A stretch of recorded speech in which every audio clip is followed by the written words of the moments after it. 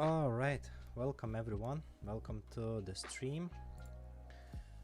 Today we're gonna be exploring other vulnerability class. It will be DOM clobbering. I haven't actually explored this vulnerability myself before, so it's gonna be interesting for me too, probably. You'll see. So the goal for this month is at least to cover some client-side vulnerabilities.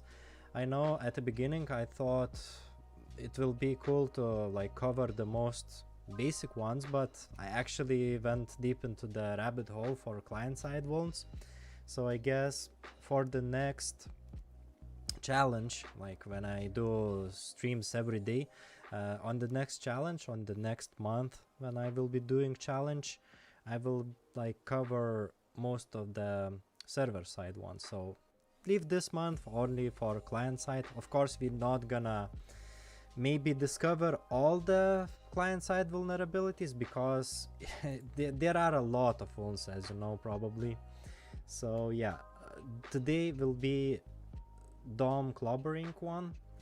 I actually looked up what clobbering means because, like, as you know, probably English is not my native language and I don't know what clobbering means. It actually means hitting the same target like a lot of times, like smashing. So yeah, that's the clobbering. And yeah, some people actually asked me about when the new video on YouTube are coming. My plan was actually to release that video last Friday for the patrons and like this Friday for YouTube public, but I had other plans during Friday. It was my girlfriend's birthday, so we spent like whole day having fun. So yeah, but I'm working this week every day, just little by little for like next video. My plan is like to create a video about blind XSS, like how you can set up your custom framework. I will also add some tips and tricks, so it's gonna be interesting because I haven't posted video for a while, I know that. And the plan for next month, because next month I won't be streaming like crazy every day, I will be doing more videos, so maybe 2 to 4 videos for the next month. So I will be back doing YouTube, because you have to understand it does take a lot of time to produce content, even with the streams. Like it will look like I'm just like going and just doing the streams on the go, but actually just you have to also prepare before the stream. You have to prepare mentally before the stream, and you have to like check what happened during the stream, analyze if everything went good or not. So even though it looks like 1 hour each day, the 2 more hour adds up every day, so 3 hours of my time actually for the streams. And yeah, and compared to the videos for the YouTube, for example, for a video for 10 minutes or so, you have to spend around 5 to 6 hours to produce only like 10 minutes. So imagine that, if you want good quality, for sure. So that's actually the point what I'm trying to make.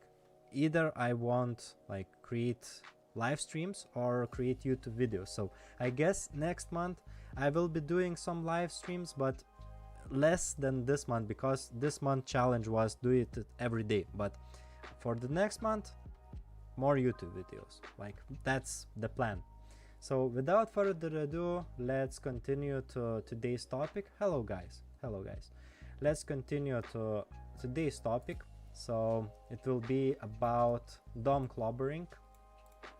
So can HTML affect JavaScript? The introduction to DOM clobbering. I actually haven't read those articles yet before the stream. I just skimmed through like what was the content and stuff like that. I don't want to limit myself only to like beyond XSS, but I think that's pretty good starting point to explore like different types of vulns. So I guess either we start with like Beyond XSS article, or we can also try checking DOM clobbering from the port swigger itself. And I did also other thing. I did some Google Doc like DOM clobbering and with side hacker one, just to check if there are some interesting known reports already. I haven't checked write-ups, but I've found a couple of reports. I haven't read them through. I was just searching if like those words are present, you know, in the report itself. So I only did that because, as you can see, I've also tried checking GitLab report, but that was not DOM clobbering, that was SSRF. So, but I haven't read those. So I guess maybe in the middle of the stream or somewhere about that, we're gonna check some reports. But at the beginning, we need to like understand the basics, understand what is this vulnerability type is exactly. So yeah, let's try diving into the Beyond XSS article probably. So, can HTML affect JavaScript? Introduction to DOM clobbering. Did you know that HTML can also affect JavaScript in addition to vulnerabilities like prototype pollution? We all know that JavaScript can manipulate HTML using the DOM API, but how HTML affect the execution of JavaScript? That's where it's get interesting. Before we dive in, let's start with a fun little challenge. Suppose you have the following code snippet with a button and a script. Okay, HTML tag, head, nothing really interesting here. The body, and inside the body there is just a button, and there is just an empty script tag, and there is to do a comment left out. Okay, now try to implement the functionality display alert when button is clicked using the shortest possible code inside the script tag. So it uses document element, get element by ID, it finds by ID like this one, and adds the event listener on click, which actually fires the alert. So what would be your answer to make the code as short as possible? Before we continue, take a moment to think about the question. Once you know an answer in mind, let's proceed. Let's go straight into the spoilers. I'm not like, don't want to think what's like, you know, quantum entanglement of DOM and what? Did you know that elements within DOM can affect the window object? I stumbled upon this behavior a few years ago in the front-end community on Facebook. It turns out when you define the element with an ID in the HTML, you can directly access it in the JavaScript. Okay, so just access without doing all of those. But he's doing console log actually. And due to scoping, you can even access it directly using just button, as the current scope will search upwards until finds window. So the answer to my previous question is button on click. Alright, this is really short JavaScript syntax, and the JavaScript is kind of weird language. So look, you can like learn a lot about it. Like this guy who wrote the post is definitely front-end engineer, and still like he's learning new weird features of JavaScript every day. Sure. Okay, no need for get element by ID or query selector. Simply use a variable with the same name as the ID to access it. This behavior is explicitly defined in the specification, blah blah blah. And this is the specification. Here are two key points: the value of name, the content attribute for embed, form, image, and object elements that have non-empty name content attribute. The value of the ID content attribute for all HTML elements have a non-empty ID content attribute. This means that besides using ID to access elements directly through window, you can also use name attribute to access embed, form, image, or an object elements. Okay, like this. Just by using name. Understanding this specification leads to us to the conclusion. We can influence the JavaScript through HTML elements. Oh, okay. So if there is, so what I'm getting here, if there is some pre-written JavaScript code, if you have HTML injection, you could probably affect the current JavaScript code. I guess that's what they are referring to, but let's see, let's read let's continue. And this technique can be used to attacks known as DOM clobbering. The first encountered term of clobbering in the context of this attack, and upon further research I found out that it means overwriting. Yeah, but clobbering, if you look into the dictionary, clobbering is actually means to batter severely, strike heavily. It's like brute forcing also means pretty similar thing as well. So in the context of attack, it means overwriting. In the field of computer science, okay,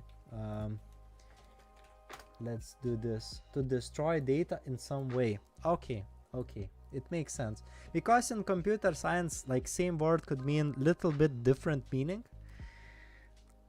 So yeah, the context really matters. It refers to using the DOM to overwrite certain elements to achieve an attack. Okay, finally, introduction.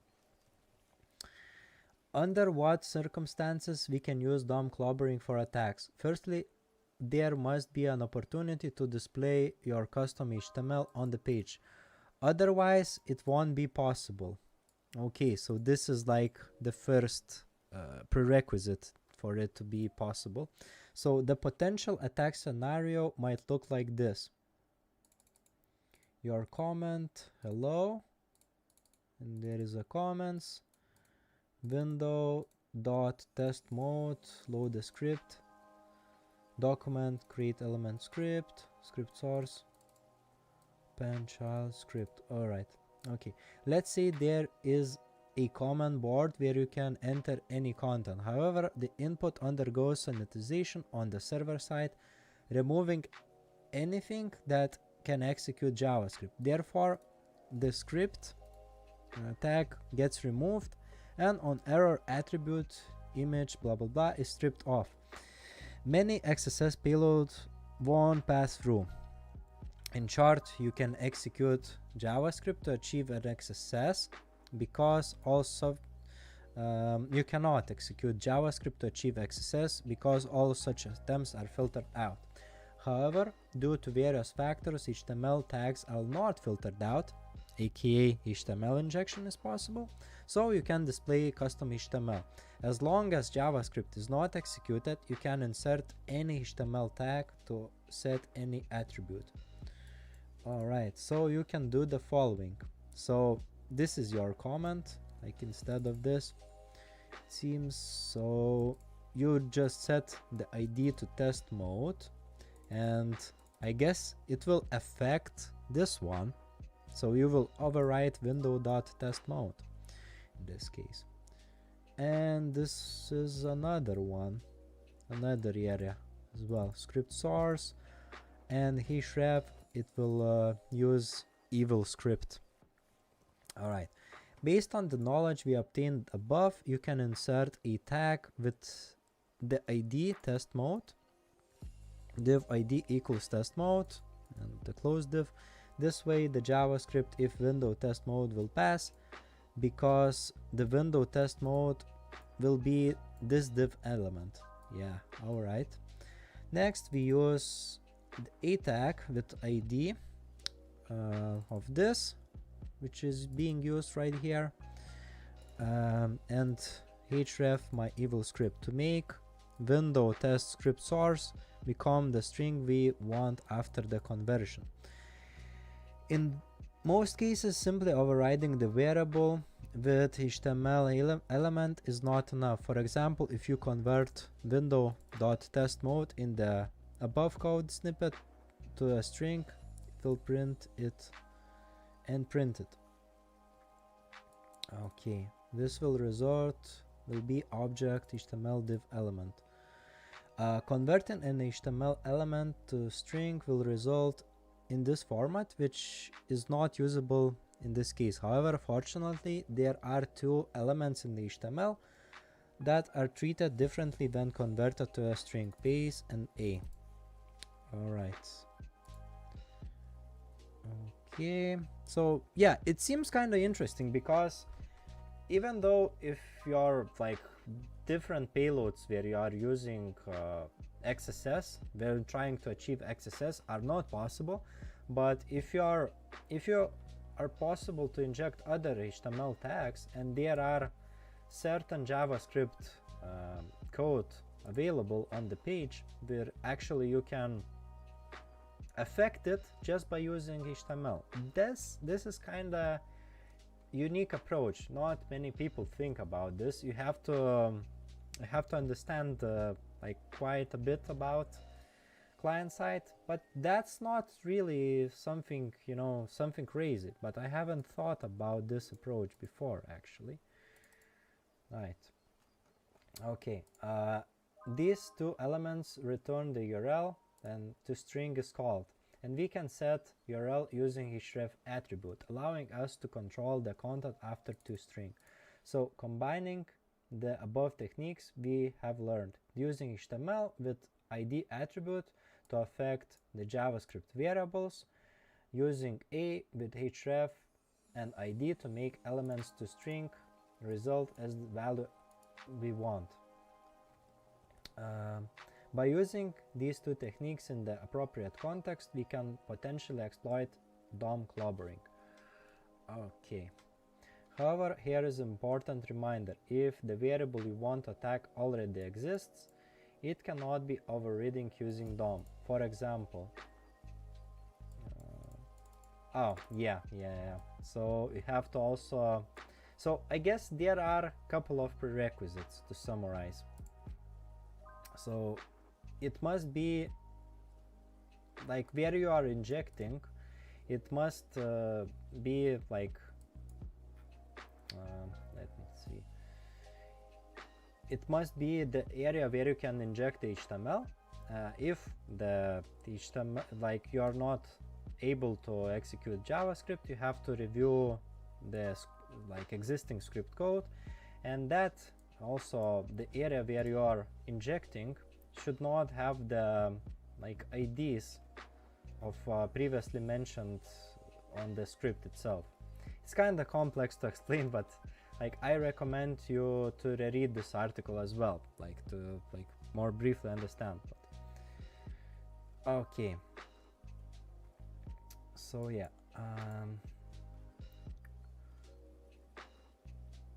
nested DOM clobbering. In previous example, we used DOM to override window.test mode and create unexpected behavior. But what if the target to override is an object? Is it possible? For example, window.config.isTest. Can we override it using DOM clobbering? There are several ways to override it. The first one is by utilizing the hierarchical relationship of the HTML tags, specifically the form element. In the HTML spec, there is a section that states, okay, so we can actually we can use the form and the name or form.id to access the child elements, for example. Yeah, so this is like the way how you can access the certain HTML objects, basically. The form name, form ID, config, so we can access config, then config is test to access this one, and to access this one like this. Okay, like either by using name or either by using ID, it is possible. This way we can create two levels of DOM clobbering. However, there is one thing to note. There is no A attribute available here, so the result of toString will be in an unusable form. Their more likely opportunity to exploit is when the thing you want to override is accessed using the value property. For example, config environment value. In this case, you can use the value attribute of input to override it. Okay, so this is just the way to access it, I guess.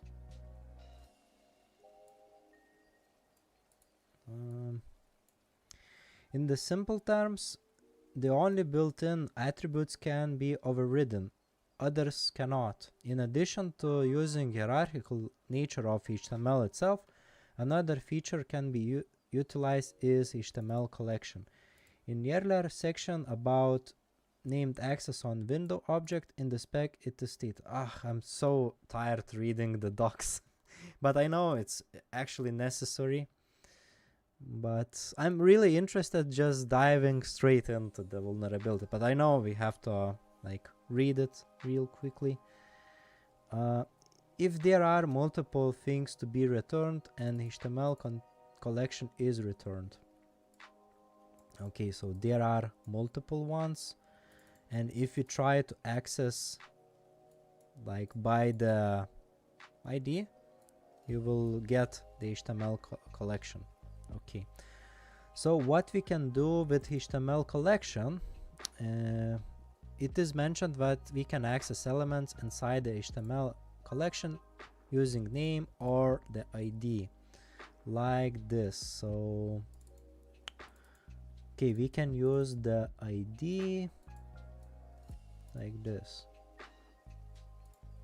So API URL, it will access this one, I guess, like just by using this. Yeah, probably. You can generate an HTML collection using the same ID and then to use the name to retrieve a specific element from the HTML collection, achieving two-level effect. And we combine form with the HTML collection so we can achieve the 3 levels.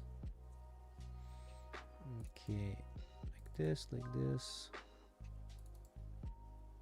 Config prod, so it will select this form, and then API URL will select the input of that form, and we can then access the value. So we will get 1 to 3. Okay, that's interesting. By using the same ID, we allow config to access the HTML collection. When using config prog, we can blah blah blah retrieve element with the name prod from the HTML collection, which is the form. So basically, like by this, like by using config prod, you like from those 2 forms you will select this one, because only this one has the name of prod.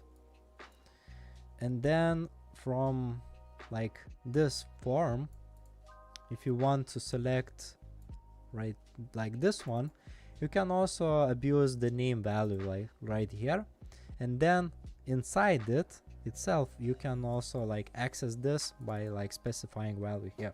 So basically it's all explaining everything here.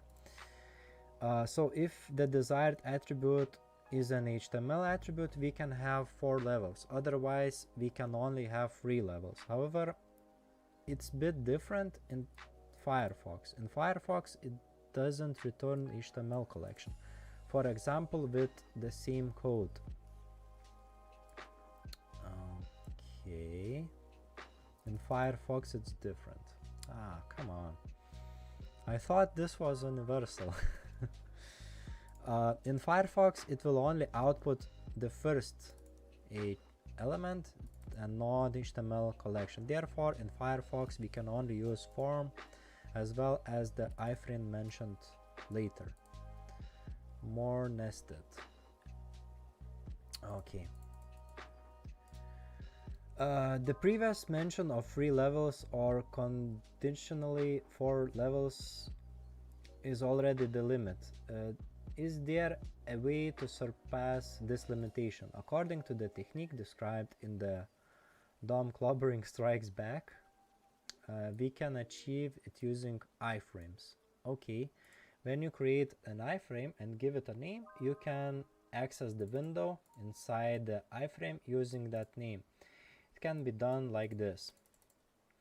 Okay, so it uses iframe, and inside the iframe it's using source doc, and inside source doc you're like creating a new tag, like HTML tag.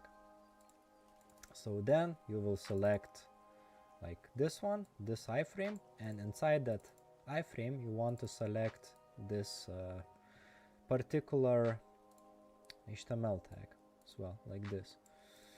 The reason for using set timeout right here is here the iframes are not loaded synchronously, so we need some time to correctly access the contents inside the iframe. With the help of iframes we can create even more levels. Okay, so it uses source doc, and here it's accessing even more attributes.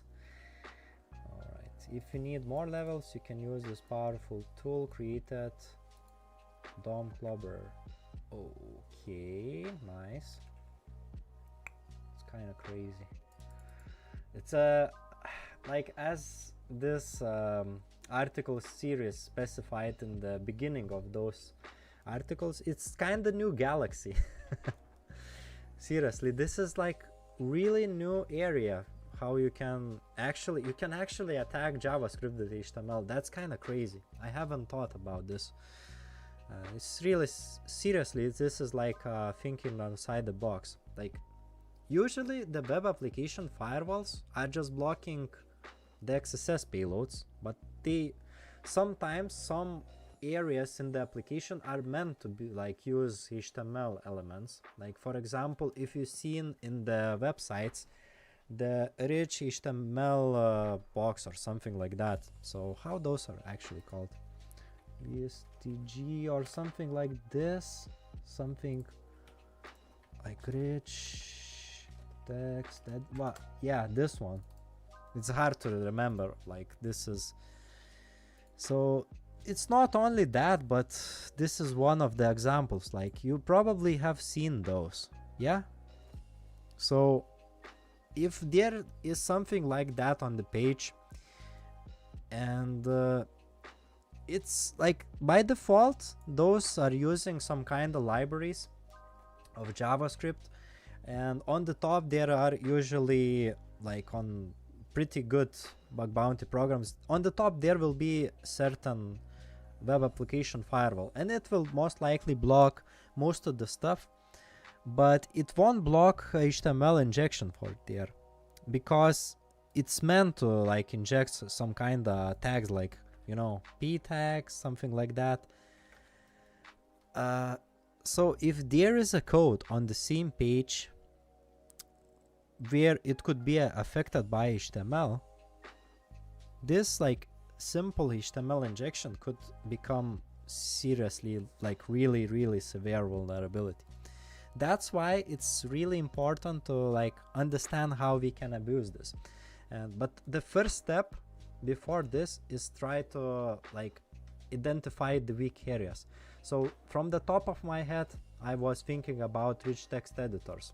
It won't look like, it won't have that many, you know, stuff inside, but like this is one of the examples where you can try to abuse this one. I won't be testing on that page because I'm not allowed to, but just I just wanted to show you the technologies that could be used. All right, expanding the attack surface through document. As mentioned earlier, the opportunity to utilize DOM clobbering is not high because the code must first use global variable that is not declared. The situations like this are usually called by ESLint during development. So how did it end up online?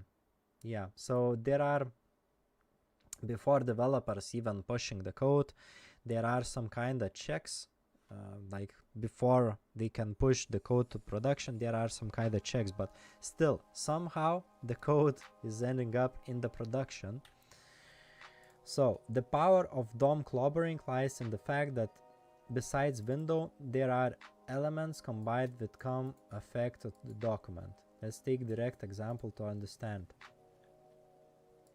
Okay, document.cookie. Come on, let's explain that example better. Here we have used HTML element to affect the document. Query selector uses test ID and last element child. So I guess it will be this one. Yeah, this one, yeah.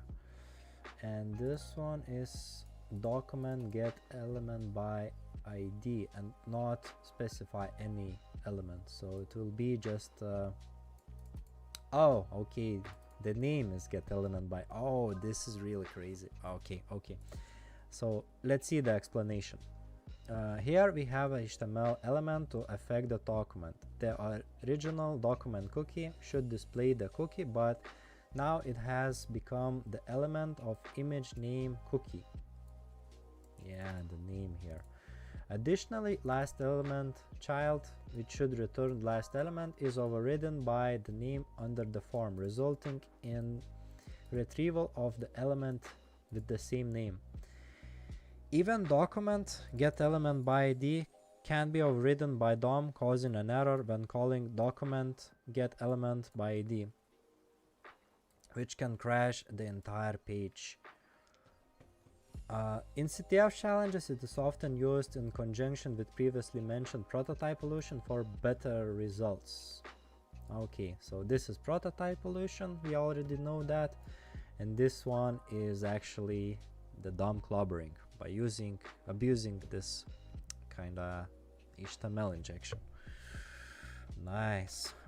So from the, like, my curiosity just sparked. I really want to see if there are some kind of nuclei templates, because I highly doubt but many people are looking for those. Just I mean I would create some kind of templates just for detecting this. Of course you can like try other methods like creating browser plugins, maybe burp plugins as well, as we've seen as well. How you, for example, hunt for prototype pollution, there no one perfect method, you can like try multiple stuff. So let's try checking the nuclei templates and let's see if there is should I use, or maybe just use word clobbering. Okay, so I guess there are no templates. Let's check the GitHub. Let's use extension of YAML first. I'm doing right? No, it should be language. So let's use YAML language. How I usually try to find existing nuclei templates. So I just use language YAML and try to like use like ID like this, and then just write vulnerability type. So DOM, or just write clobbering. Let's see if something already exists. Bazel 2 chains YAML. Okay, it's kind of crazy. Not many things do exist. So yeah, if you are thinking about security research, this is one of the areas what is not really well explored. I can see, like by the amount of templates, even though this is not well explored, like I highly doubt that this will be really common vulnerability. So keep that in mind, and it will take some extra effort to exploit that on site as well. So yeah, this is kind of interesting. Let's maybe just add some other thing what nuclei templates have, like tag or tags, I think. Is it tags? Yeah, probably. Huh. Okay, I'm not seeing the nuclei templates for this, so there is a room to create your own for sure. And you can also try to contribute to that like whole project if you want, if you are a good guy. If you want to do it for yourself, for sure. Yeah, that's kind of interesting. And then I also would, like, if I were create the template for that, I might use the headless browser mode for sure. All right, so let's continue reading article. Why is that? Now document cookie is the HTML element. Then using template syntax is the, if the content is not a string, the string method is automatically called.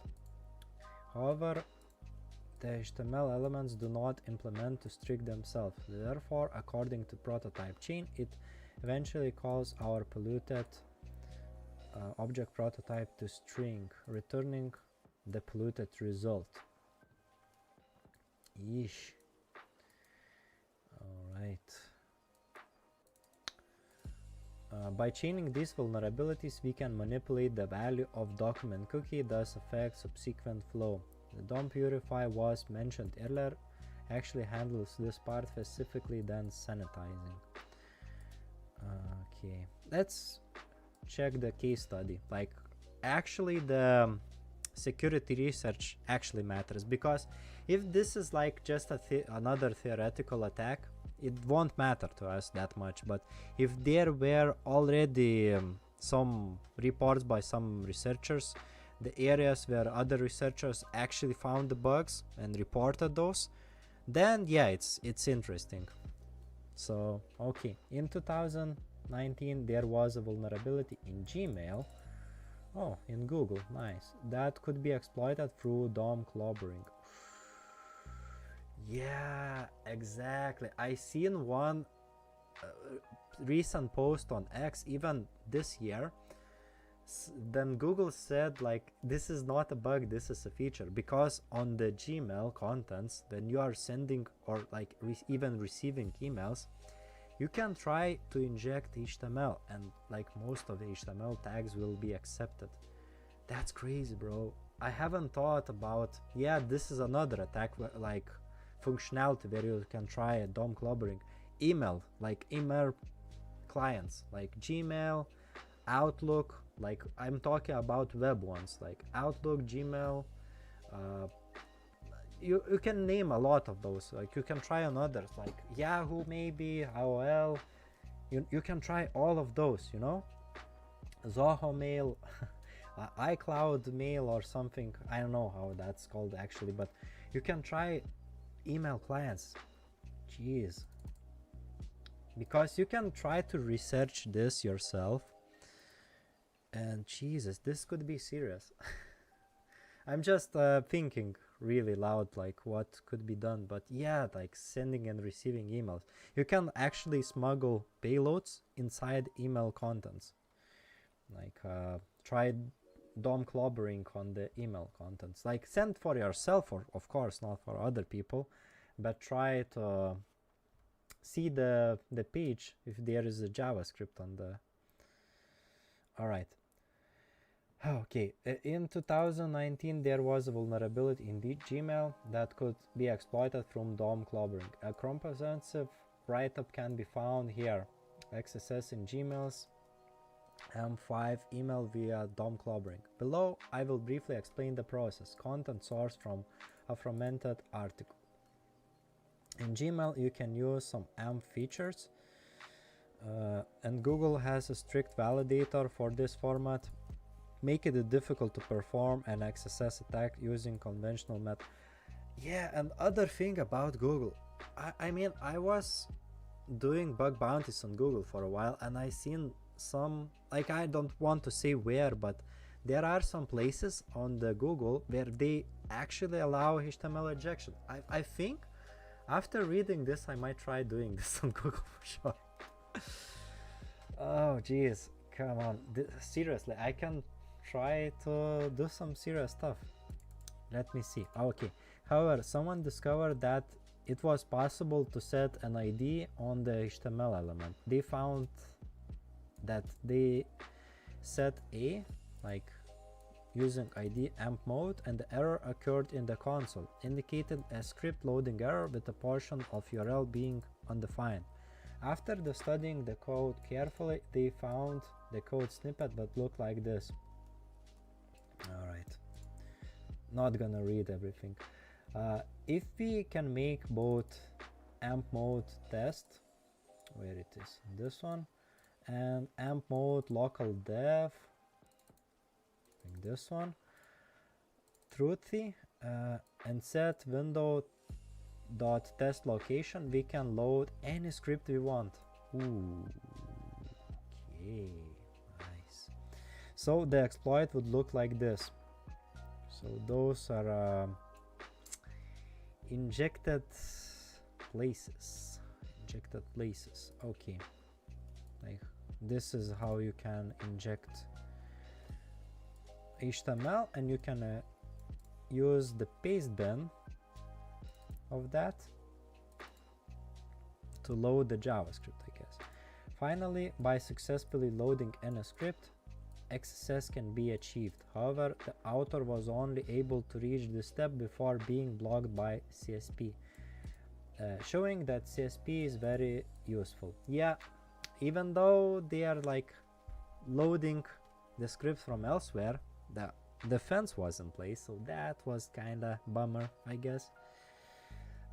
This is one of the most famous examples of DOM clobbering, and the researcher who discovered this vulnerability is once again the same guy we saw before, Mikhail Benkovsky, or Michael. I'm not sure how I should pronounce his name, sorry for that. Like, I'm not American. Americans make more mistakes when pronouncing names, but sorry if I pronounce your name incorrectly. Who has created many classic cases mentioned previously when discussing mutation XSS and prototype pollution. Nice. Like, what I gonna do after the stream, definitely I gonna check the places where I'm so happy that I actually sometimes do like take some notes where I found HTML injection, because I gonna check this for sure. All right. Although the use cases for DOM clobbering are limited, it is needed an interesting attack method. Moreover, if you are not aware of this feature, you may not never thought that HTML could be used to affect the content of global variables. If you are interested in this attack technique, you can refer the Portswigger's article. So we gonna check this article afterwards, which provides 2 labs for you personally to try out this attack method. Just reading about it, it's not enough. You need to actually attempt the attack to fully understand it. Yeah, definitely. It looks kind of complicated. You need to wrap your head around it. Like, you have to actually think a lot how you can abuse it, for sure, because this is just a theory. But I really like that he actually put a lot of references where you can dive deeper into it. So that's really cool. All right.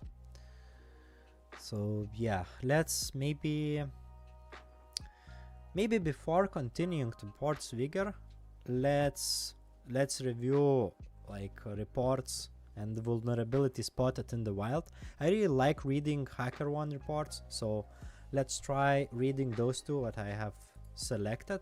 So let's see. Let's close this one.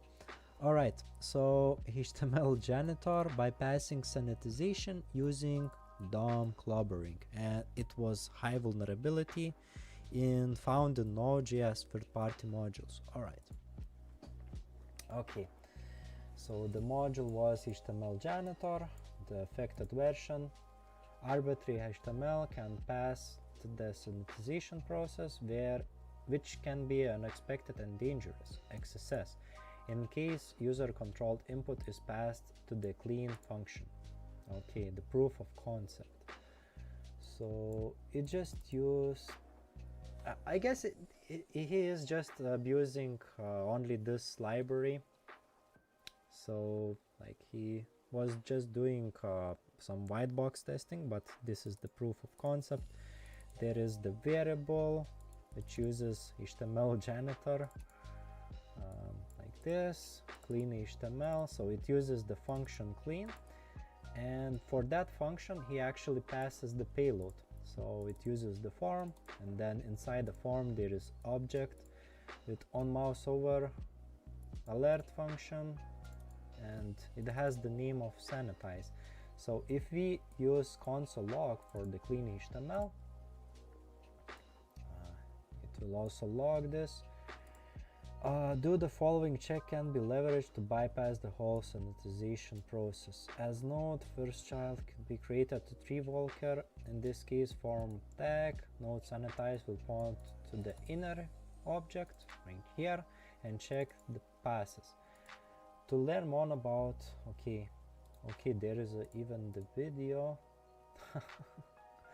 Okay, 1 + 1 hour and 9 years ago. I thought this was new vulnerability, seriously.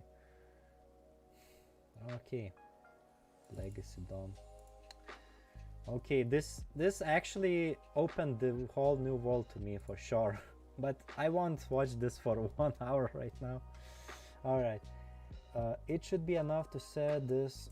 So it's just basically, this is really developer oriented report, but what I like to see is more black boxy report. So let's see maybe other vulnerability was actually found on Slack. The bounty was 1.5k, so it's kind of decent for the median. They pay pretty nice bounties, I got to see. So via HTML injection, it's possible to override document functions, causing the application to crash because it's using the element as a function. Okay, brief explanation how it's possible to override document functions with HTML injection. Okay, in some HTML elements, the name attribute becomes a property on document object. So if it's like image source equals name xyz, it's inserted in the DOM, it's created reference for the document xyz. For some reason, if the name is the name of the function, it already exists in the document object, it get overridden. So if image source x name right is inserted on the page, document right becomes a reference of HTML element. All right, so let's see the POC itself. The required tools is Burp Suite. Wow, repro steps. It's kind of, he could work on the report styling, but all right. Click on the create post feature. Okay, so I guess what we can see right here, what I said like at the beginning, you have to look for those. If you see those, there is possibility for HTML injection. The HTML injection functionality by itself is not like real serious vulnerability, because by this feature it's meant to be. But if you can abuse this to affect the JavaScript, then that's really dangerous. All right, add any title to any content. So right here he's just using each one tags. Add any link, so then he's using the link. Click on OK to intercept request on Burp Suite and replace link property to the following one as the screenshot shows. Oh Jesus Christ, it's so it's so hard to read this one. What's happening here? What kind of elfish is it? This looks like elfish language. I don't know. Okay.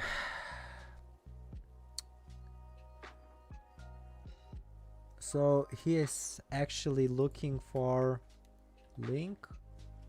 Come on, that's kind of Replace link property with the following one, as the screenshot shows. Oh, okay, this is the whole freaking payload. Oh my god. So, okay, he is adding the image source constructor, then adding other image, adopt node, then adding other image with a pen. He's just constructing code inside names on every tag. This is crazy, vulnerable.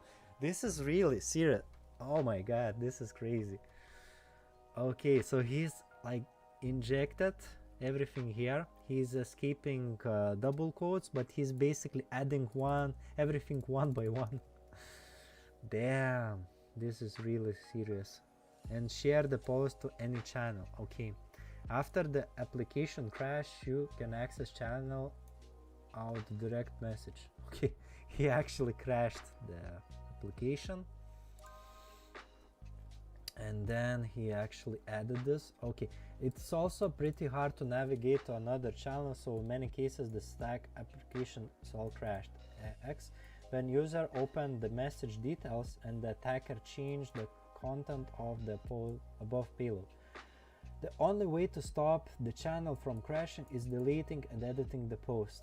The desktop application is also affected. So I guess the impact here is actually crashing application, which is also one of the things what you can do for sure. But what I do not recommend is crashing the website. You can crash the application if that application is being used only by you or maybe your own organization that you created. But if you are affecting other users, please don't do this. Like seriously, this is like, you shouldn't do this because it is not the way to go as a white hat. Okay, on mobile application it is possible to inject iframe, so the phishing attack is also possible using this payload. Ooh. HTTPS XYZ iframe. Nice, bro. I'm showing you guys the mobile impact as well because it's probably the same entry point, so resolving this one is automatically solve other one. Okay, so there is, he also like shown the famous Portswigger article, what we gonna read for sure, because this is a must, I guess, because yeah, this is like really interesting report. Like, I like how he used a bunch of images to construct the payload. This is crazy, bro.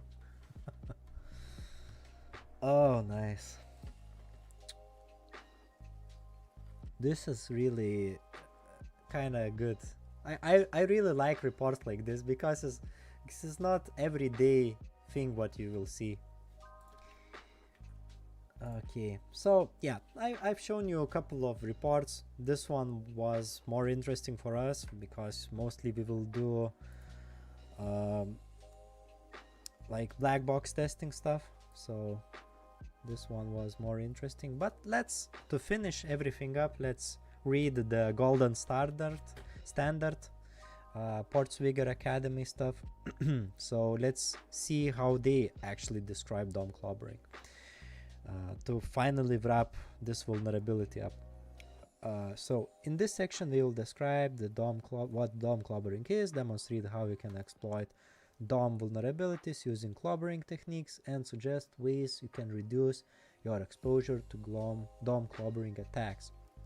Okay, again, what is DOM clobbering? DOM clobbering is a technique in which you inject HTML into the page, the DOM, and ultimately change the behavior of JavaScript on the page. DOM clobbering is particularly useful in the cases where XSS is not possible, but you can control some HTML on the page where the attributes ID or name are whitelisted by HTML filter. Yeah, another thing, if you can inject HTML, you have to make sure that ID and the name properties could be modified, I think. Yeah. So the most common form of DOM clobbering uses the anchor element to override global variable. In which is then used by the application in the unsafe way, such as generating the dynamic script URL. The term clobbering comes from the fact that you are clobbering the global variable or the property of the object and overriding it to the DOM node and HTML collection instead, or the HTML injection instead. For example, you can use DOM objects to override other JavaScript objects and exploit unsafe names such as submit to interfere with form's actual submit function. Okay. So how to exploit those vulnerabilities? A common pattern used by JavaScript developer is var some object window some object and blah blah blah. If you can control some of the HTML on the page, you can clobber some object, this one, reference with a DOM node such as anchor. Consider the following code. Okay, window, yeah, so right here, the like if you can inject HTML into the page, you will affect this one. Script, create element script, and script source some object URL, and inside your injected HTML, like your URL could be some payload, sure. So you will basically right here, you will load into the new script tag, you will load your own JavaScript. To exploit this vulnerable code, you could inject the following HTML to clobber some object reference with an anchor element. ID some object, it uses the ID, then ID some object, name URL, and then it uses the malicious evil JS. Okay, as do anchors use the same ID, the DOM groups them together into DOM collection. The DOM clobbering vector then overrides some object reference with DOM collection. Yeah, but thing about this one, it won't work on Firefox. Like if you trust previous article author, he mentioned that on Firefox, if there is HTML collections, you need to use other approach. You need to use iframes, I think, if I'm correct. But not every time you will be allowed to use iframes. Not even though you are like injecting HTML tags, not every time you will be able to use that. Okay, the name attribute is used on the last anchor element in order to clobber URL property on the some object, which points to external script. And there is a lab, so I won't do lab right now, but I will probably next time. We will see. Maybe not sure, like maybe I will spend some stream just by doing some interesting attacks, like for the whole stream I might do like prototype pollution, DOM clobbering, stuff like that. If you want to see me struggle, I guess I'm gonna do that, but for this month let's only keep to the like only learning part. Okay, another common technique is to use form element along with elements such as input to clobber DOM properties. For example, clobbering attributes property enables you to bypass client-side filters that use in their logic. Although the filter will enumerate attributes property, it will not actually remove any attributes because the property has clobbered with the DOM node. As a result, you will be able to inject malicious attributes that will normally be filtered out. For example, consider the following injection. On click, alert. Well, usually those will be filtered out by WAF as well. Okay. In this case, the client-side filter would traverse the DOM and encounter the whitelisted form element. Normally, the filter would loop through attributes property on the form element and remove any blacklisted attributes. However, because the attributes property has been clobbered with the input element, the filter loops through the input element instead. As the input element has an unfiltered length, the conditions for loop of the filter, for example I element length, are not met, and the filter simply moves on to the next element instead. This results on click event being ignored altogether by the filter, which subsequently allows alert function to be called in the browser. Yeah, but I highly doubt that this will work if the web application firewall are filtering event handlers. So yeah, on click, not sure, bro. Okay, so how to prevent this one is not interesting. All right, I guess that's all about DOM clobbering. Well, that was kind of journey. I think, yeah, this vulnerability seriously picked up my interest because I seen places, a lot of places actually, where HTML injection was possible but not XSS, and even though I put those in my notes, but I haven't actually exploited into the XSS. But right now I think I'm gonna spend some time on those for sure. Yep. So guys, if you enjoyed this, feel free to let me know. Feel free to DM me on Discord as well. You know where the server is. So if you have any questions, just hit me on the Bug Bounty channel. And as always, it was my pleasure showing this to you. And I guess on the next stream we're gonna continue on the Beyond XSS series, and we're gonna explore even more stuff. So have a fun remainder